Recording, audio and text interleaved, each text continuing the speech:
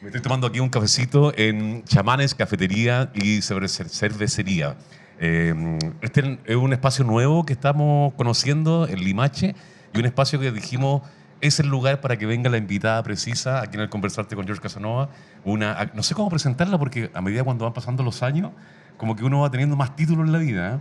Es actriz, bueno, es madre, es mujer, es actriz, es directora, es docente. ¿Qué más eres, Gina Jenny Pino? Jenny Pino, agarra el micrófono nomás, toma el micrófono. Ay, sí, como que uno muchas cosas, la verdad. Y yo creo que las mujeres, además, somos tenemos muchos roles. Entonces, soy mamá, soy pareja de alguien hace mucho tiempo, soy profesora, soy ex gimnasta, soy actriz. Sí, soy muchas cosas. La directora. Soy la directora de Soporte Corporal Compañía. Hay un trabajo que si lo ven tienen que ir a verlo porque más que verlo es sentirlo, ¿no? Sí. Es percibirlo. Pero ya vamos a hablar de ese trabajo, que es un trabajo, siento yo que marca un antes y un después en tu vida, ¿no? Sí. Puede ser. Y esto de tener todos estos títulos y todo este quehacer laboral y también profesional y también personal, ¿cómo se conjuga ahí con la pareja? Tiene que entender a esta actriz que viaja, sale, anda para todos lados. Lo más probable es que va en la mañana, llega en la noche, el hijo. ¿Qué pasa ahí con ese rol? O sea, yo creo que es difícil estar conmigo. Sí, eso es lo primero. Yo creo que es difícil. Claro, porque yo soy una persona muy impetuosa, tengo muchas curiosidades por muchas cosas, me gusta todo, soy muy voluntariosa, lo que me sirve mucho para el teatro, pero eso significa que me gusta decirle a todo que sí, entonces como que tengo que medirme un poco porque tengo mucho fuego, entonces como que quiero hacer muchas cosas y todo me gusta, pero evidentemente que tengo que seleccionar porque tengo una familia, hace muchos años, tengo 2 hijos, mi hijo mayor va a cumplir 20, mi hijo menor va a cumplir 15. ¿15 ya? Sí, Uy. sí, mucho tiempo. Y con mi pareja yo llevo como 30 años juntos, entonces yo le agradezco en realidad a ese núcleo pequeño, a mi mamá, por supuesto, que siempre está ahí, porque si ellos no fueran mis principales fans, esto no podría suceder porque ellos sostienen también mi práctica y mi quehacer con su generosidad respecto del tiempo, que acceden a que yo no esté con ellos y ellas y me acompañan y me aguantan ensayar en la casa y gritar sin que en realidad esté pasando nada, solo porque estoy jugando, o generar coreografía en el living y interceptar los tiempos al final de todo el mundo. Oye, y esto de la familia como es tan importante cuando decides, tomaste la decisión de ser artista, de ser actriz. ¿Qué pasó ahí? ¿Fue fácil? ¿Fue complejo? Y es que eso es muy antiguo. Yo quería ser bailarina de ballet cuando yo era muy niña, y mi abuela sostuvo mi sueño por un tiempo y ella se murió, entonces ahí vino como un quiebre en la familia y yo no tuve más ese apoyo. Tuve que hacer la primera comunión, como ese tipo de cosas, como que cambiar el arte por ese tipo de cosas como formales de una cultura judeocristiana en la que todos estamos. Entonces, finalmente tuve que como dejar de hacer esas cosas y yo siento que estuve como en latencia, así como en latencia, como esperando un momento. Primero estudié educación física, yo soy profesora de educación física y cuando estaba estudiando educación física yo sabía que me gustaba ser profe, pero que no era precisamente educación física lo que ya a mí me interesaba. Entonces, cuando terminé educación física, era la profesora de expresión corporal en los colegios, no era la profesora de educación física. Entonces, como que yo sabía que era algo más.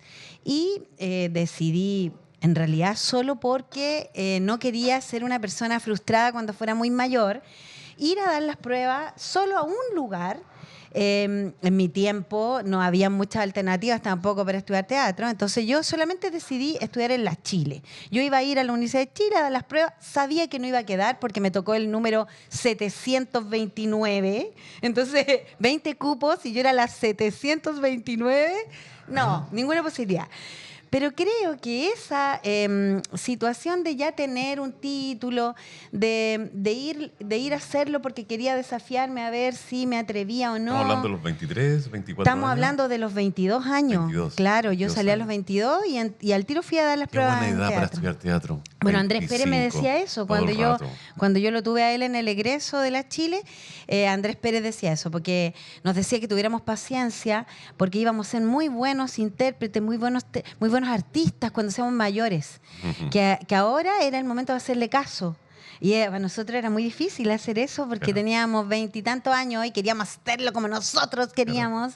Y el Andrés nos decía, tranquilos, Bueno, ya tranquilos. hiciste la prueba y quedaste. Y fue terrible O sea, porque ¿por yo qué? nunca me imaginé que ¿Por iba a qué? quedar. Porque yo no me imaginé nunca, yo no tengo familia en Santiago, nada, ninguna cosa. Y de repente quedé, y yo, ¿qué voy a hacer ahora? O sea, y además que en ese tiempo era como que tú dabas pruebas todos los días. Pasabas la prueba el lunes, ibas el martes. Pasabas el martes, ibas el miércoles y así. Y era todo tipo de pruebas. O sea, hasta haga su gracia, me tocó a mí de prueba. Po.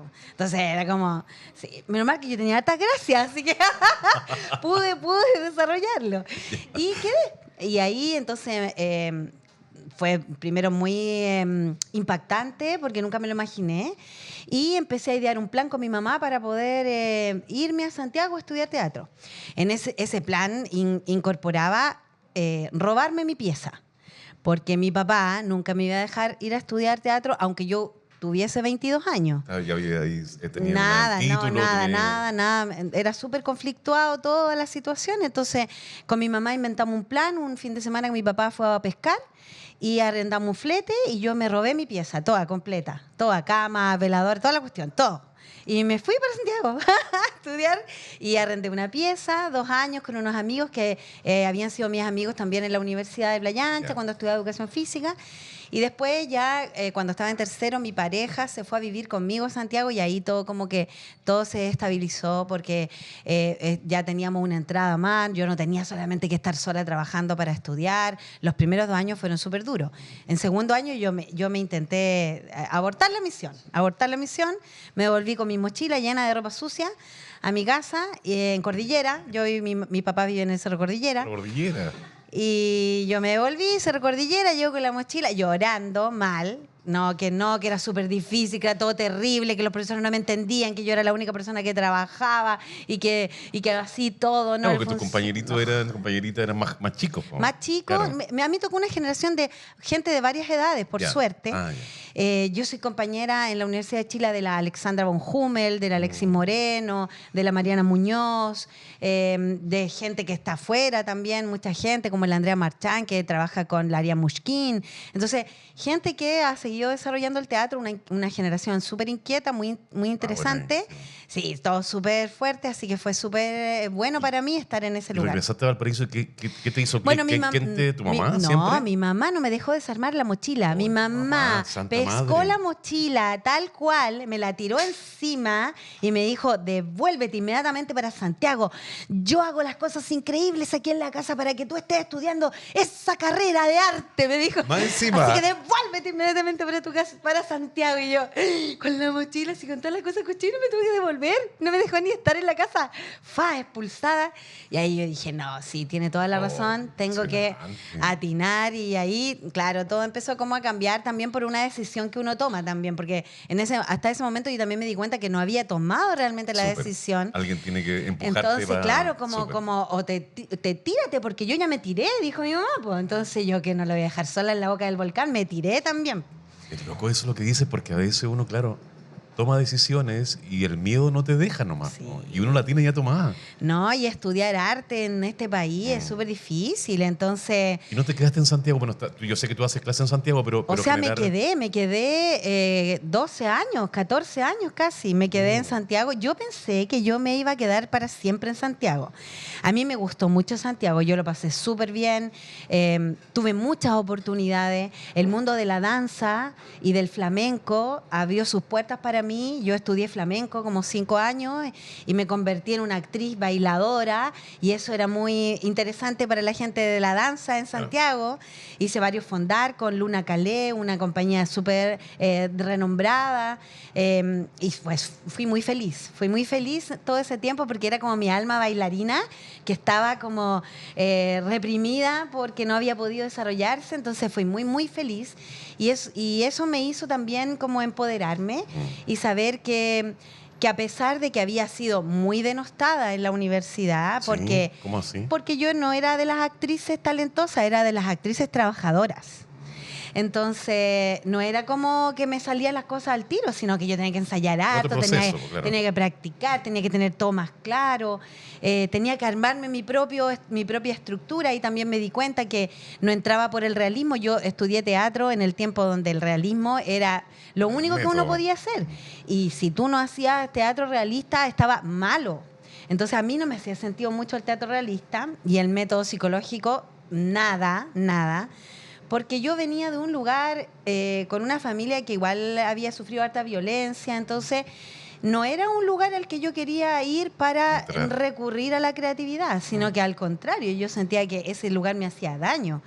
Entonces siempre yo sentí que el cuerpo me salvaba. Eso me pasaba a mí, como que yo era porfiada porque no hacía el método psicológico, entraba por los zapatos, entraba porque me ponía una peluca. Oh, la niñita, los profes. Sí, entonces todos me decían eso. Me acuerdo mucho de la Naldi Hernández, no fue mi profesora, no fue, pero yo he trabajado varias veces con ella y ella siempre me dice eso, pues, ay, ya te sale el gesto, ¿por qué siempre te sale el movimiento, niña? Y es porque, sí, por ahí me pulsa, lo siento latir, como desde otro lugar. Es tu esencia, en definitiva. Me imagino siempre cómo se mueven los personajes, más que qué dicen, por ejemplo. Entonces, eso me hacía armar muy buenas partituras corporales. Entonces, me acuerdo que en la escuela de teatro yo era muy buena muerta, por ejemplo. Entonces me ocupaba mucho para morirme y mucho en pelota. Claro.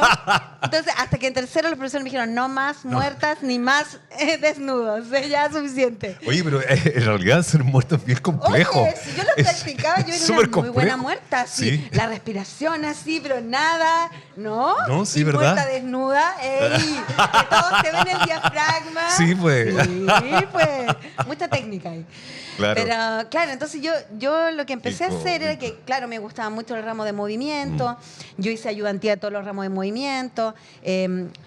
Pude hacer performance con Francisco Copelo, que me abrió muchas puertas para destrozar, ¿cierto? Como los parámetros tan canónicos que uno tiene. Entonces, me di cuenta que que eso era lo que me gustaba, la verdad. Y tomé decisiones como no estresarme tanto con los ramos de la escuela, sino más bien ocupar la escuela para desarrollar cosas que a mí me gustaban. O sea, eso, lo que estáis planteando en la escuela es de una visión... Porque es más vieja yo. Bueno, puede ser, pero es una visión porque, claro, estar en la escuela es como la escuela es sagrada. Y todo este camino, que después ya pasaron 12 años, has logrado una metodología de trabajo a partir de tu esencia, lo lleva desde a la interpretación, a la dirección. ¿Cómo va en ese camino? Es que fue súper loco porque yo en tercero dije, ya, lo mío es el cuerpo y yo voy a hacer todo lo que pueda, voy a aprovechar mis oportunidades en esta universidad porque estoy en el mejor lugar donde puedo estudiar. Entonces me hice súper amiga de toda la gente de danza. Entonces yo tomaba todas las clases que me daban permiso para tomar, todas. No almorzaba nunca en la escuela. Yo no almorzaba. ¿Por qué? Porque yo prefería ir a hacer danza afro en la hora de almuerzo, ir a ver una clase, entonces mi curiosidad como en el movimiento se siguió alimentando. ¿El cuerpo no se cansaba? Sí, mucho, pero era uno joven. Cuando uno es joven... pero yo te veo y tu cuerpo está vibrando todo el rato. No, mi hijo siempre me dice, el Pedro, mi hijo mayor, dice, mamá, estoy lleno de colágeno. Entonces, como yo digo, claro, yo me pienso para atrás y digo, claro, de haber tenido una cantidad de colágeno impresionante que yo, así como pirinola por todos lados. Y sentía que además que esa ruta me ecualizaba. Porque lo otro que es como muy teórico, de leer mucho, estar mucho frente al computador, me empieza a enfermar. Me estresa mucho el cuerpo, me duele mucho el cuerpo. Cuando estoy más de 2 horas frente a un computador, me empiezo a enfermar corporalmente. Y me empiezan a ocurrir cosas físicas. Yo somatizo todo. O sea, a mí me han salido huevos en las huevitos de líquido sinovial en todas las articulaciones para que mi cuerpo se quede rígido. O sea, me ha pasado cosas locas, que solamente porque el cuerpo hace que yo somatice esos estrés. Si no hubieses etcétera. hecho teatro, Sería una profe de educación física, cheerleader, no sé, estaría algo así para como, moverte. claro, sería la que organiza la fiesta del 18, po. Claro. Eso haría, me imagino yo. Pero no, por suerte, la vida, los dioses, mi mamá, impulsaron porque yo sería muy infeliz si yo no hiciera teatro. Lo que estás haciendo. Yo sería muy infeliz. Sí, sí.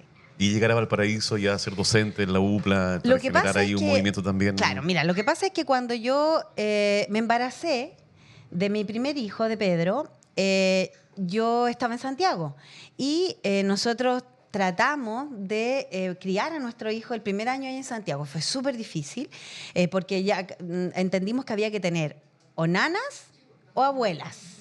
Entonces yo dije, abuelas. Y las abuelas no estaban en Santiago, las abuelas estaban en la quinta región, porque nosotros somos de la quinta región. Yo soy de Valparaíso, mi pareja de Viña, entonces como que somos de allá. Y dijimos, ya, hay que devolverse con cría, con bombos y petacas, literalmente, y cerrar todo Santiago e irse para allá y empezar a buscar cómo poder estar en los dos lugares. Que yo sentí que eso igual me tocaba, como de allanar ese camino, de ser capaz de hacer las cosas en los dos lados, ¿ya? Porque igual Santiago es súper atractivo y es muy estimulante, más creo que no es bueno para vivir. Entonces, está bueno para trabajar, más no para vivir. Entonces, como que había que tener un lugar para vivir en otro espacio. De repente empezaron a salir las cosas y yo pude comprarme un departamento en Valparaíso, frente del mar, que había sido mi sueño toda la vida, desde que era niña. Entonces, yo de repente sentí que estaba todo sucediendo, que estaba pudiendo lograr como esas mínimas metas, porque tampoco aspiro mucho más, y pude trabajar en los dos lados. Y cuando eso pasó, se creó la Escuela de Teatro de la UPLA y Julio Ferreto, que yo estaba trabajando ya en Santiago, yo empecé a trabajar en la Chile como profe el año 2001. Y la carrera de teatro de la UPLA se abrió en el 2003. 2003, ya. Entonces yo ya llevaba trabajando en la Chile y al principio fue al revés. Yo vivía en Santiago y viajaba a Valparaíso a hacer clases a la UPLA. Claro. Y de repente todo eso se me cambió y se me dio vuelta. Entonces viví en Valparaíso y me quedé allá con la gran jornada, más grande, digamos, de clase en la Universidad de Playa Ancha. Y tengo mi cuarto de jornada en la Chile y así he estado 20 años. Y en esos 20 años lo que ha sucedido es que yo decidí hacerme la misma pregunta que cuando yo estaba estudiando. ¿Cómo no va a existir otro camino para llegar al teatro que no sea el teatro realista? Esa fue mi gran pregunta en la escuela. Y yo encontré que era el cuerpo mi solución y mi conflicto. Entonces, como era mi solución y mi conflicto, yo dije, por aquí me tengo que meter porque me va a dar todos los problemas que necesito resolver. Y era cierto. Yo ahora puedo decir que era cierto. La certeza ahí. Sí. Y que, claro, me metí ahí y tuve la posibilidad de que la Nancy Sotomayor, una maestra maravillosa de bailarines en la Universidad de Chile, me diera la posibilidad de entrar primero de oyente a sus clases y después de tan insistente que yo era, porque yo era muy insistente, me dijo, ya ven a las clases, ya. Y fui un semestre a las clases y el segundo semestre ella me tomó de ayudante. Ya no quería que estuviera de estudiante, sino que fuera su ayudante. Entonces ahí yo aprendí todo lo que yo sé de teoría movimiento de Laban. Me lo enseñó ella. Ella fue alumna de Kurt Jost, y Kurt Jost es heredero, pero directo de Laban. Entonces yo me siento una privilegiada porque estoy en la mano de los herederos de una técnica que es maravillosamente importante para abordar el cuerpo en la escena. Entonces, me pasó que lo aprendí muy amablemente y yo dije ahí, esto es lo que hay que enseñarle a los actores en las escuelas de teatro para que aprendan una manera de abordar los personajes sin el teatro realista. Y ahí empecé a desarrollarme en la teoría de movimiento de Laban, después vino Barteniev, me perfeccioné más, y después al final vino Chekhov, Michael Chekhov, que vino como a poner la guinda de la torta de todo eso, y así como que me he ido como todo el tiempo como alimentando un poco de este Mando ahí. claro, como que mi problema, como yo te decía, mi solución ha ido como alimentando mis quehaceres. Y por eso nuestra frase en soporte es, en el cuerpo está el problema y la solución. O sea, ahí está todo lo que nosotros queremos hacer.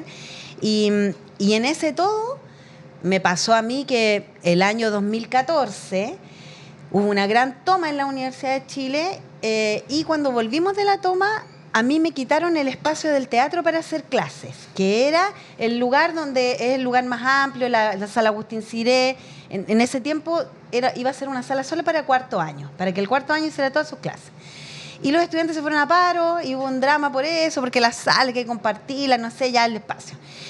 Y yo llevábamos 2 semanas y media, 3 semanas, me empezó a angustiar, porque yo dije, pero ¿cómo? No vamos a llegar al final del semestre, esta gente no va a aprender nada, yo en mi afán pedagógico, ¿cómo lo vamos a hacer? Esto no se puede hacer de otra manera.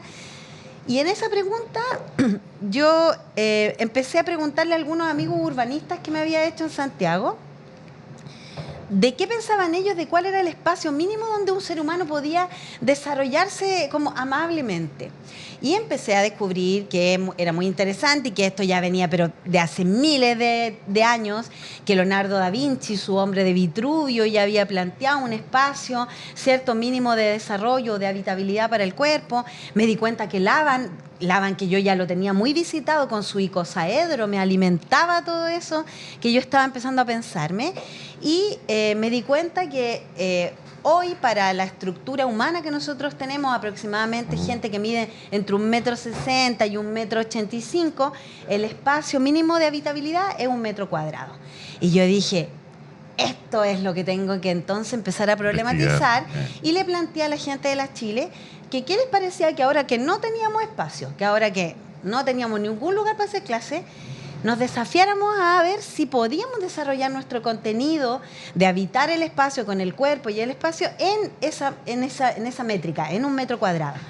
Y no te puedes imaginar lo que pasó. Es que la mente se dispara ahí. Fue una cosa así, pero la restricción espacial funcionó como un dispositivo. Entonces como que apretaron el switch y ¡guau! Si el mundo se abrió para nosotros. Ahora, mira, todo lo que tú me estás contando, que me parece sumamente interesante, cuando hablamos de estos grandes maestros que tú vas adquiriendo ciertos conocimientos para desarrollar una práctica, hoy día tú, Jenny Pino, define que hay una metodología Pino.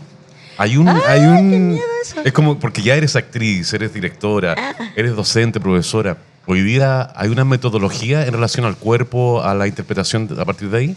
O sea, yo creo que desde el 2014 la didáctica del metro cuadrado es nuestro soporte. Y mi soporte en particular de creación, desde ahí es donde yo alimento a los personajes, mis propios personajes, trato de conducir por esa senda, porque la didáctica del metro cuadrado plantea algo que es hermoso, y es que el cuerpo de los seres humanos espacea, o sea, habita el espacio en las mismas 3 dimensiones que habita su propio cuerpo: adentro, borde y afuera. Nosotros nos relacionamos con nuestro entorno en esas mismas 3 dimensiones. En el adentro, en el borde y en el afuera. Y ahí tú puedes entender por qué las personas a veces cuidan tanto su espacio íntimo, otras personas son muy ventiladas con su espacio íntimo, otras personas... De hecho, hay una enfermedad que se llama borderline. O sea, es muy interesante entender que tal cual como la escala corporal es nuestra escala de habitabilidad. Entonces, desde ese espacio, más que una metodología Jenny Pino, yo creo que lo que yo me he como dedicado a hacer es a habilitar dispositivos para la creación. Entonces, la didáctica del metro cuadrado es un dispositivo para la creación. Te dispone el cuerpo para... puede ser, y nosotros nos hemos desafiado a que sea una creación en sí misma. Y cuando hicimos Al Cubo, el 2015, nos desafiamos como compañía a demostrar que podíamos hacer una obra, una dramaturgia y poder, una escenificación desde la didáctica. Pero también yo me di cuenta que ese no es su fin. Su fin es ser un medio para. Entonces, es muy interesante ese trabajo. Pero así como está la didáctica, el juego de los números es otro dispositivo que yo ocupo mucho y que tampoco está en ninguna parte, que lo inventé yo, que está en las clases y que espero yo de alguna manera patentarlo bajada, luego, ¿no? Sí, ¿cierto? Para que no me lo vayan a robar. Claro. ¿Sí? Porque todo esto es así, es muy, muy loco. Porque las ideas, sí, pues se roban. Y un Y libro eso- ahí pensando en un proyecto para que Mira, quede plasmado. ya trabajamos en un libro con Ya. Inusual Mundo Autista. Nosotros tenemos un libro que es el dispositivo escénico de la obra, o sea, se trabajó con cómo lo habíamos creado, cómo un poco nos habíamos articulado, pero también ese libro es muy interesante porque tiene 4 artículos, 4 escritos de 4 investigadores relevantes que fueron espectadores de nuestro trabajo. Súper. Estupendo. Sí, Y ahí, ahora concentrémonos en soporte. soporte corporal. Soporte corporal, que es un trabajo que hay que vivirlo en realidad. Otro hijo que tengo. Me imagino, claro, Sí. porque y un hijo que lleva, siento yo que creo, tiene que ser no sé si el culmine de una gran investigación para llegar a lo que llegaste. También parte de tu vida está ahí precisada en ese trabajo. Pero lo interesante de ese trabajo es que el espectador deja de ser pasivo, sino que pasa a ser un espectador activo. Y más que espectador pasa a vivir una experiencia y ya quizás la palabra teatro queda chica, siento yo, ¿no? Sí. ¿Cómo lo abordan ustedes ahí? Claro, por eso para nosotros es más un dispositivo escénico inusual mundo autista. ¿Y la gente lo entiende? Tú ya, no sé, pues lo vaya a vender a algo, lo lleva a alguna parte. No tanto, sí, pues, no tanto. Más uno bien, dice, una obra de teatro. Sí, más bien Claro. creen que es una obra de teatro. Más esta inquietud como por generar una experiencia escénica ya nos venía con Al Cubo cuando nosotros hicimos Al Cubo el 2015 con soporte corporal. Y que es como en general la conformación que hemos tenido hasta la fecha, que ya llevamos 9 años trabajando. Nosotros al final de la obra le prestábamos nuestros cubos, nuestros 3 cubos, que eran cubos de fierro, por lo tanto la gente los podía tomar, se los podía poner encima a toda la gente que quisiera. Y era maravilloso porque corrían los niños, los adolescentes a subirse, a tirar el cubo para arriba, a tratar de hacer las cosas que nosotros hacíamos en la obra. Y eso era súper entretenido porque ahí también se daban cuenta que lo que nosotros hacíamos era difícil y que no se podía hacer así nomás porque tú te tirabas ahí el cubo encima, sino que ahí se daban cuenta también todo el entrenamiento de los actores. Y con esa experiencia nosotros dijimos, hay que siempre estar como borroneando el límite para poder incorporar la presencia del espectador, de la espectadora en nuestros trabajos. Entonces, cuando terminamos el cubo, nosotros decidimos como compañía ocuparnos de temas de salud. Porque cuando hicimos el cubo nos dimos cuenta que había que conversar de cómo habitábamos nuestro espacio. Y esa conversación generaba hablar de las enfermedades, de las afecciones, de los afectos.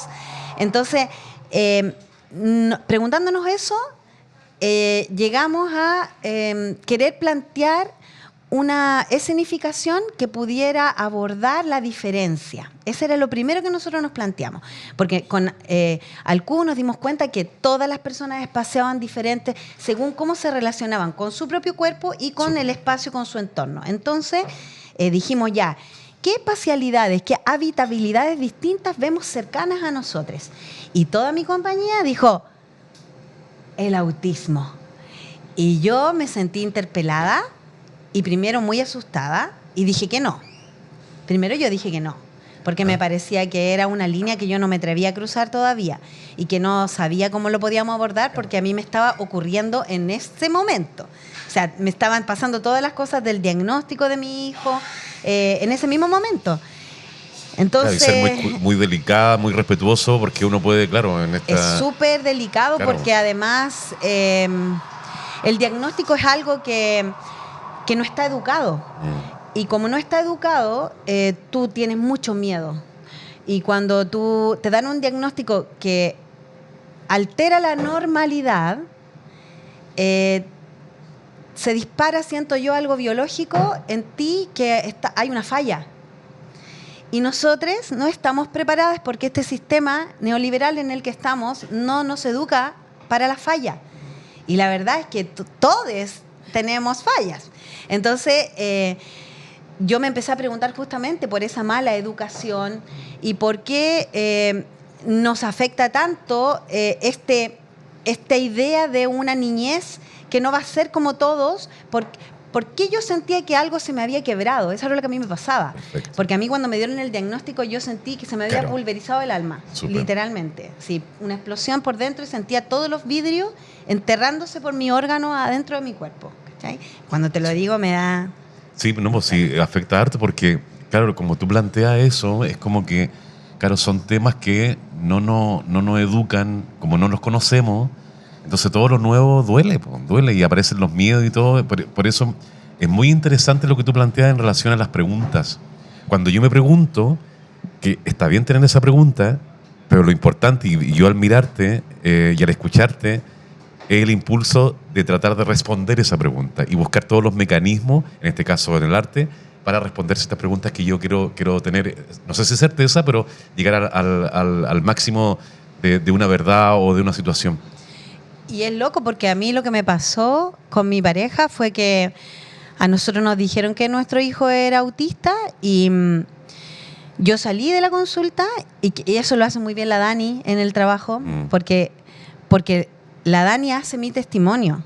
Ah. Es mi testimonio el que encarna la Daniela Alcaide. Gran actriz Daniela Alcaide. Hermosa, un saludo para ella. Hermosa, bellísima. hermosa. Sí. Colega, sacó aplauso aquí, sacó aplauso. Sí, ella es una preciosa. Sí. Y era heavy eso también, como traspasar esa línea. Entonces, al principio yo dije que no, después me di cuenta de que era necesario. Y también haciendo como un ejercicio de autoconciencia, me recordaba lo que me había dicho el neurólogo de mi hijo y era que yo salí de la consulta, yo lloré como 5 horas en la vereda en Viña de la consulta.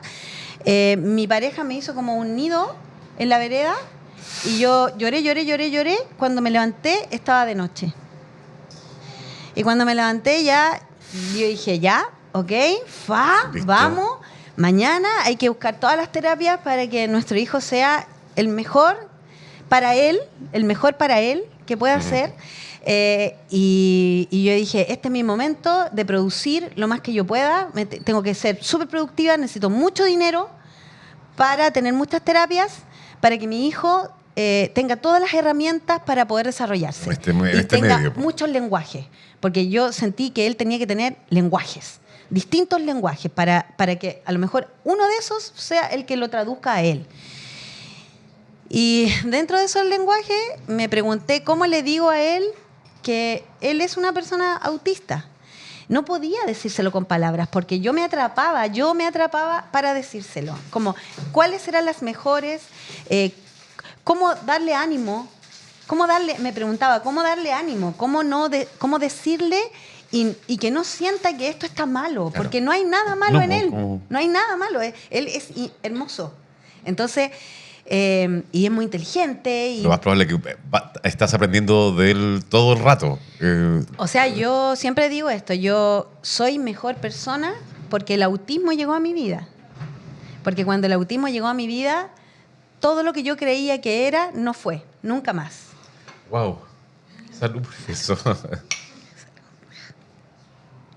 Oye, yo tengo que decir que cuando fui a ver soporte corporal, para mí fue una experiencia realmente increíble porque y después hubo un conversatorio con grandes, había gente muy intelectual, parece que fue ese día que fui yo. Que fuiste como al estreno. Ah, fui al estreno. Fuiste al estreno. Y había un niño, y mientras yo escuchaba esto, yo miraba a ese niño y decía, ¡oye, qué bacán el niño! Y yo empecé a seguir a ese niño, que yo no tenía idea que era tu hijo. Po. Y fíjate que después nos invitaron a una obra de teatro y después salimos a actuar juntos. Yo no sé si se acuerda de mí, pero como que estamos conectados con tu hijo. ¿Seguro? Entonces, cuando yo vivo la experiencia de soporte... para mí fue muy grata, no fue tormentosa.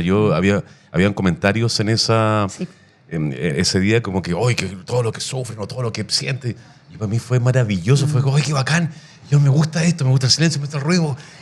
Y tu hijo saltaba. Sí. Era como siempre digo, yo ando también tratando de buscar una metodología de trabajo, y los niños, yo hace muchos años que hago clases para niños. Sí. Y los niños son muy sabios, digo yo. Uno tiene que mirarlos porque a partir de ahí se logra una sabiduría o un conocimiento, para no decir sabiduría, un conocimiento, sobre todo en nuestra área, sí. El área del teatro, donde está la libertad, donde está lo creativo, donde está dimensiones distintas de mundos. Yo creo que tiene que ver con que todavía no están tan mal educados los sentidos en los niños, porque a nosotros se nos mal educan los sentidos. Entonces, después ya dejamos de escucharlos. Y los niños no están mal educados sus sentidos aún, entonces pueden escucharlos todos. Entonces, por eso es mucho más, es mucho más directo toda la relación. Oye, ya llegaste a soporte, dijiste, ¿fue No, doloroso? Y ahí o fue heavy, porque yo les dije, vino la pandemia, pues, y eso fue muy cuático, porque nosotros nos ganamos una ley de donación el año 2020 para hacer Inusual Mundo Autista el año 2020, y vino la pandemia. Entonces, nosotros conversamos con la empresa que nos quería auspiciar y todo, y le pedimos que nosotros igual íbamos a mantener la investigación, pero que nos dieran una pausa y íbamos a hacer una investigación virtual para, de alguna manera, poder indagar en las emociones encapsuladas que estábamos sintiendo durante la pandemia, y hicimos Inusual en Casa. Inusual en Casa es un videoarte que nosotros... También fue el estreno de eso, sí. En las 4 pantallas, Sí, y que fuimos seleccionados por el Festival We Know de Madrid este año, así que se ha seguido como dando, y eso fue lo que hicimos en pandemia. Entonces dejamos como en latencia Inusual Mundo Autista, porque teníamos total certeza de que por ningún motivo podía ser virtual, por ningún motivo. Super. Entonces lo que nosotros hicimos ese año fue relacionarnos con el mundo TEA. Y para eso, yo les comenté a Soporte, no podemos hacerlo como lo hacen, comillas, los investigadores tradicionales, que es que van, le hacen una entrevista, un poco utilitariamente con la gente a propósito de su experiencia. Lo que nosotros hicimos fue regalarles nuestro oficio y les dijimos a la comunidad de Autismo Viña, ¿qué necesitan? Nosotros somos teatristas y tenemos todas estas alternativas de poder ayudarles a cubrir algunas necesidades educativas o trayectorias de desarrollo que ustedes necesiten afianzar. Y ellos y ellas nos pidieron un taller de autocuidado para madres, padres y cuidadores, porque estaban súper mal para el tiempo de la pandemia. Entonces mucho trabajo de respiración, hicimos mucho trabajo de contención con las mamás, los papás y los cuidadores. Es loco porque ahí, claro, aparece el diagnóstico y uno se encarga del hijo o de la hija. ¿Quién se encarga de ti? Sí, y el tema de los cuidadores, por eso ahora hay una ley, ¿cierto?, que un poco cubre a los cuidadores y las cuidadoras. Y lo que hicimos fue ofrecer, ellos nos pidieron un taller de regulación o de emociones o de nominaciones. Entonces lo que nosotros hicimos fue hacer un taller de superhéroes y superheroínas y supervillanos y supervillanas para tratar las emociones. Y ese taller nos funcionó increíble porque le sacamos todo lo punitivo a las emociones y sacamos una cantidad de material para el trabajo, pero increíble, sin necesidad de haber tenido que forzar nada, solo porque les regalamos nuestro trabajo. Nos hicimos súper amiguis de todos, por supuesto, y bacán, súper bien. Y en ese tiempo de pandemia lo que hicimos fue juntarnos también online con neurólogos, con educadores, con gente de los colegios, para poder tener alguna visión desde esos entornos. Entonces la pandemia nos sirvió para hacer como el trabajo teórico, recabar información, generar como el marco contextual, algunos referentes, etcétera. Y luego con todo ese material es que ya cuando pudimos juntarnos el 2021 empezamos a armar este dispositivo, que teníamos claridad que no podía ser una obra de teatro, porque no íbamos a representar a nadie, sino que íbamos a presentar una condición. Y en ese entendido, lo que yo hice en particular fue tomar un taller de dramaturgia y testimonio con Paulina Urrutia y Omar Morán en el tiempo de la pandemia, para poder entender cómo trabajar los testimonios encarnados.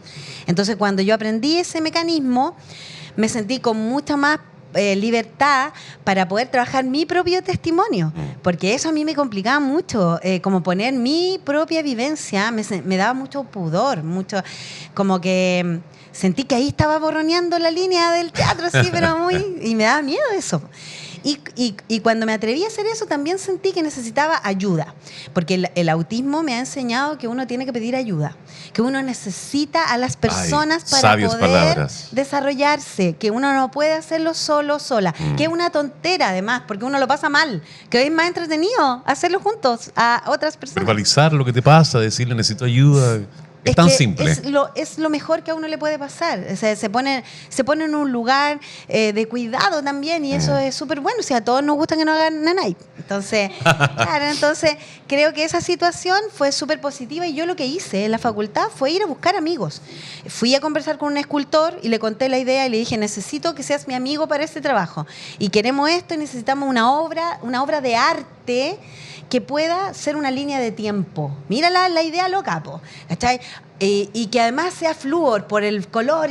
Y ahí como que empezamos a dialogar los conceptos y todo. Surgió una cosa hermosa. Después fui a hablar con un músico y que tiene un conjunto de coro. Y yo le decía, mira, necesito como un coro que me pare los pelos. Porque necesito que cuando la gente sienta la adultez en el autismo, sienta esa sensación de tensión todo el rato. Y ahí se empezó a crear otra cosa. Otro amigo músico nos hizo toda la atmósfera auditiva de todo el trabajo y él es ingeniero en sonido, entonces fue súper interesante porque pudo hacer esto de los fonos, que se llama panoramización auditiva, entonces nos permite trasladar el sonido y que las personas puedan percibir qué le pasa a muchas personas autistas que sienten los sonidos en distintos lados de su cabeza, de su resonador, y no lo pueden controlar. Y cuando están en todos lados es muy desesperante. Entonces es muy interesante que tú lo puedas vivir, porque sobre todo para los profesores, por ejemplo, para que entiendan por qué sus estudiantes se tapan los oídos, por qué sus niñeces en el aula no pueden sentir la tiza, por ejemplo, que se raya en el pizarrón, ese tipo de detalles que no son menores para alguien autista que tiene una hipersensibilidad en los sentidos, es importante. Lo que comenta ahí, entonces el teatro hoy día tiene una labor distinta, tiene que mirar distinto en generar un espectáculo. Ay, qué buena pregunta. Porque claro, tú vas y ¡pah! Aparece la luz, aparece el sonido y como que... ¿Qué pasa con los creadores ahí, con los artistas? Yo pienso que es un problema para los creadores hoy día y las creadoras. Y por eso es muy interesante que sea un problema, porque hay algo que resolver, ¿cierto? Entonces, creo que es un desafío integrar a las diversidades en los espectáculos, porque nuestros espectáculos en general en Chile todavía están muy gobernados por el dominio o el poder de la palabra. Entonces, son muy visuales y la palabra es algo que en general conduce. Cuando tú te atreves a hiperestimular los sentidos, no sabes a dónde va a llegar eso, porque a cada persona se le estimula de alguna manera, porque esa estimulación sensorial tiene que ver con su geografía, con su historia de vida. Entonces, es un riesgo indudablemente, pero desde mi perspectiva, y por eso es interesante, y allí voy a saludar a Julio también, creo que hoy más interesante hablar de escenificaciones, porque las escenificaciones permiten integrar lenguaje, integrar disciplinas, amalgamar otras prácticas. Entonces, invitar a las artes visuales, invitar al sonido, invitar a la danza, invitar al teatro, y que todo eso se amalgame para que forme otra masa de otra cosa, que finalmente es lo que nosotros logramos hacer con el Inusual Mundo Autista y este dispositivo que nunca nos imaginamos que iba a tener tanto vuelo como el que ha tenido, que se ha desarrollado tanto y que pueda ser atemporal. Nos llama mucho la atención también, como que no responda a un tiempo finito, sino que más bien es un tema del que hay que ir hablando siempre. Yo tuve que mandar a hacer la línea de tiempo para esta gira, que nos vamos mañana de gira al norte. Eso hay que decirlo porque es un sueño, irte de gira con el grupo, generar un movimiento. Agradecemos al gobierno de Chile y a todas las personas de Chile, porque son fondos públicos, hay que agradecer. Todo el rato, todas las personas con sus boletas, cuando pagan la boleta, por eso hay que pagar la boleta, ¿ya? para que haya más fondos, ¿cierto? Más fondos, porque nos ganamos un fondar para hacer una gira con Inusual Mundo Autista a la zona norte, que es un lugar, según nuestro rastreo con los neurólogos, con algunos que trabajamos, es un lugar que tiene poca cobertura para el trabajo con la neurodiversidad. Entonces, también ahí hay una labor que es muy interesante. Y volviendo a esa pregunta que tú me hiciste, yo creo que es una obligación del arte. El arte debe, por supuesto, que entretener, por supuesto que divertir, pero por supuesto que educar, por supuesto. Y más ahora que las artes escénicas van a estar en el currículum desde segundo básico y se supone que van a estar desde el prekinder y de los jardines, para volver a reeducarnos, porque el sistema nos ha mal educado y tenemos que volver a reconectar con lo que es esencial a los seres humanos, que son sus sentidos y cómo sus sentidos se relacionan con el entorno, con la empatía, con la colaboración, con estar con un grupo y que me sienta placentero, aunque yo sea muy diferente en ese grupo, porque siento que ese grupo igual reconoce mis diferencias. Entonces, eso es algo que no se adquiere de la noche a la mañana. Se va educando, porque tú educas lo social, tú lo fomentas, tú lo promueves, no es algo como que nace, sino que, por eso siempre el dicho, ¿cierto? Como que esas cosas se aprenden en la casa. A nosotros nos decían eso, no, es que la educación se aprende en la casa, ¿cierto? Ya, pero cuando la casa no está siendo suficiente, porque hoy las casas están abandonadas, porque los padres están trabajando todo el día, porque las niñeces y la adolescencia están en los lugares de educación, hay que abordar la educación entonces, y el arte debe hacer esa función también.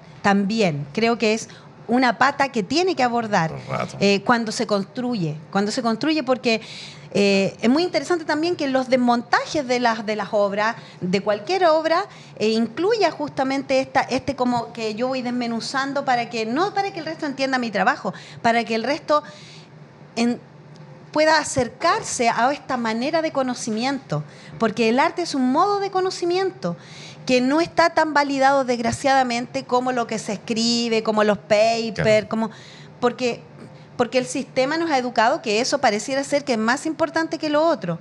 Pero yo me pregunto, si los creadores no existiéramos para hacer obras que a veces no nos podemos explicar, porque solo las soñamos, los teóricos no podrían escribir nada de lo que escriben, porque ¿de qué se alimentarían?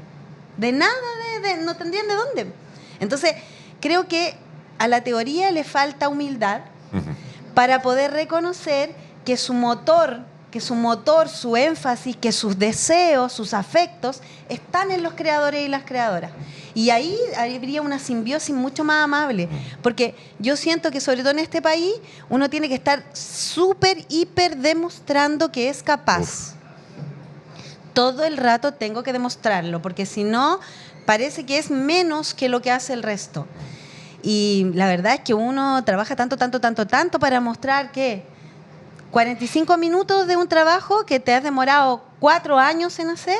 Entonces, creo que hay una deuda. Creo que hay una deuda con el reconocimiento a la creación como un lugar de conocimiento, como un generador de conocimiento. ¡Wow! Ya, aplausos sacó eso. Jenny Pino, gran artista de la quinta región de Valparaíso.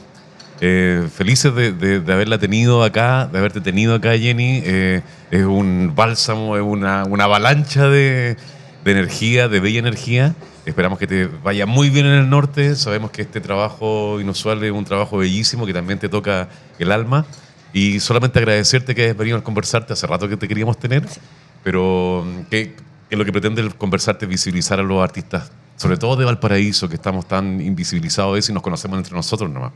Así que este es una buena oportunidad para nosotros para que quede un registro de esta bella conversación y que en el futuro pongamos play y la podamos ver y que la gente te conozca y te vea. Ay, muchas gracias por la invitación. Me siento muy honrada.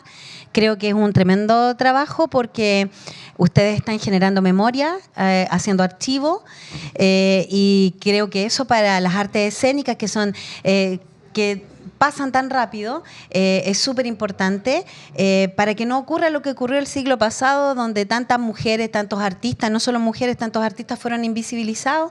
Creo que este siglo también, a propósito de las redes y la mediatización, tiene ese rol también, ¿cierto? De estar visibilizando y estar poniendo ese énfasis, y en Valparaíso en particular, donde hay tanta gente que está creando. Tanto creador. O sea, creo que creadora. Los artistas habitantes son un nicho muy, muy importante en Valparaíso, un lugar que todos sabemos que respira arte, que conflictúa también el arte por esta relación que tiene, ¿cierto?, tan cerca, tan lejos con la metrópoli de Santiago y el mar que nos limpia. Así que yo creo que es un aporte y les agradezco mucho que existan y que estén generando esta visibilización. Así que muchas gracias por su tiempo. Por el tuyo, porque venís de Valparaíso a Limache, igual porque estamos en Limache en este momento, acá en el café cervecería Chamanes, para que lo vengan a conocer. Es un lugar muy acogedor, ahí con sus propios dueños, Víctor Vale. Valentina, la Vale que está ahí atrás. Ya pues, muchas gracias al equipo. Tuvo bella la jornada de hoy día. Que estén bien, nos vemos en otra oportunidad. Gracias, gracias. Muchas gracias. Déjale. Oye, ese aplauso.